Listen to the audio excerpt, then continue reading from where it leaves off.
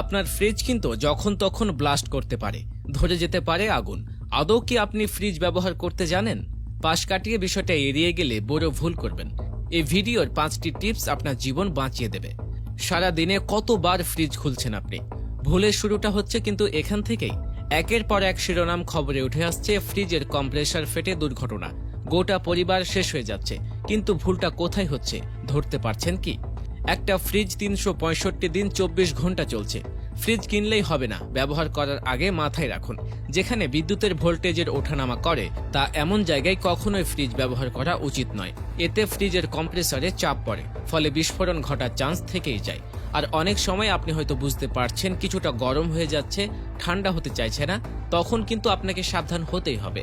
প্রথমেই ফ্রিজটা বন্ধ করে দিন, যাতে কোনো রকম বিদ্যুৎ সংযোগ না ঘটে।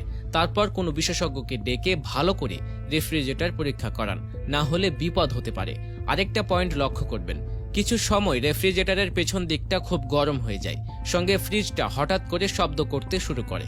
যত আওয়াজ বাড়বে বুঝবেন আপনার ফ্রিজের কম্প্রেসার ঠিকভাবে কাজ করছে না। সেই সময় আর রিস্ক নেওয়া যাবে না। এতে যখন কোনো সমস্যা হয় তখন বুঝতে হবে এটাই আসল বিপদ, যার কারণে ফ্রিজে আগুনও ধরে যেতে পারে। এমনকি বারংবার ফ্রিজের দরজা খুললেও কম্প্রেসারে চাপ পড়ে, তাড়াতাড়ি নষ্ট হওয়ার সম্ভাবনা তৈরি হয়। সেক্ষেত্রে প্রাথমিকভাবে আপনি কি করবেন? 1. রেফ্রিজারেটর নিজের কাছে রাখবেন না, মানে একটা স্ট্যান্ডে রেখে তার উপর ফ্রিজ রাখতে পারেন। 2. প্রয়োজনে ফ্রিজটাকে পরিষ্কার করুন, তারপরও আওয়াজ তুললে অবশ্যই টেকনিশিয়ানকে ডেকে ফ্রিজ পরীক্ষা করান। মনে রাখবেন, কয়েকটি সতর্কতা অবলম্বন করলে আপনি ও আপনার পরিবার নিরাপদ থাকবেন।